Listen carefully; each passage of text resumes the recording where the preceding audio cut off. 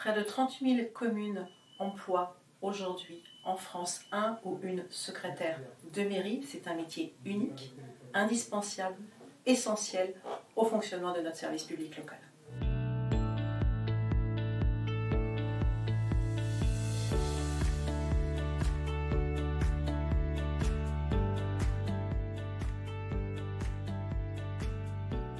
Peut-être en premier lieu rappeler le contexte dans lequel on se situait.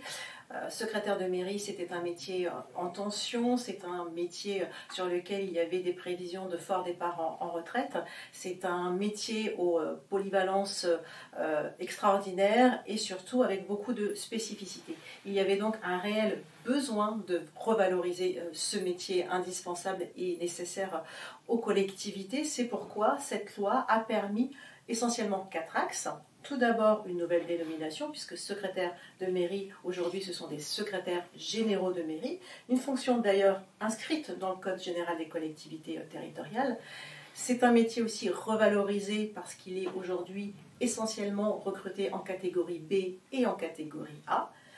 Un plan évidemment de formation requalifiante pour permettre cette promotion notamment en catégorie B, et puis une mesure qui était indispensable, une revalorisation salariale avec l'accélérateur de carrière dont il faut encore bien évidemment préciser les conditions d'application avec les décrets.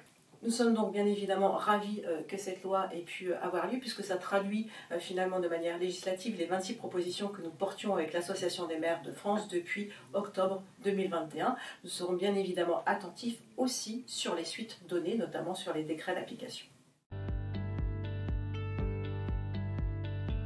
Il y aura 2 possibilités pour les maires pour permettre cette requalification en catégorie B pour leurs secrétaires généraux de mairie. Tout d'abord, la première possibilité, si effectivement l'agent a aujourd'hui les conditions, notamment d'ancienneté, pour ce faire, et ce sera toujours bien évidemment sur proposition de maire, l'agent pourra bénéficier de ce dispositif, mais attention, c'est un dispositif qui n'est valable que jusqu'au 31 décembre 2027. Si toutefois il ou elle n'a pas aujourd'hui les conditions nécessaires pour cela, elle pourra bénéficier alors d'une formation qualifiante avec un examen et sur proposition du maire pourra donc être requalifiée en catégorie B.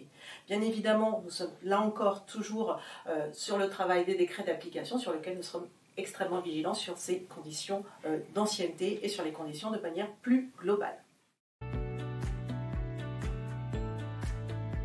L'objectif de la loi, c'était la revalorisation du métier de secrétaire de mairie.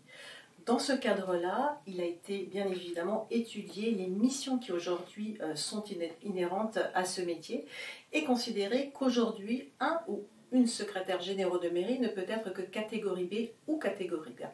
Donc il ne sera plus possible, à partir de maintenant, de pouvoir recruter un secrétaire général de mairie en catégorie C. Soyez assurés en tout cas que l'Association des maires de France continuera à veiller et être vigilante sur l'avancée de cette loi, notamment sur les décrets d'application. Alors on se réjouit bien évidemment qu'elle soit là, pour autant elle aurait peut-être pu porter une mesure salariale beaucoup plus ambitieuse. C'est d'ailleurs pour cela que l'Association des maires de France prenait plutôt le statut d'emploi. Donc nous serons évidemment très vigilants sur ce sujet. Et puis de manière un peu plus globale, la question de la rémunération reste prégnante pour nos collectivités. Je rappelle que les employeurs territoriaux, c'est 1,9 million d'agents sur notre territoire. Donc il nous faut aussi pour cela, pour finalement renforcer en fait cette activité par la rémunération, avoir une autonomie financière et fiscale nécessaire, indispensable pour avoir cette libre administration en tant qu'employeur territorial.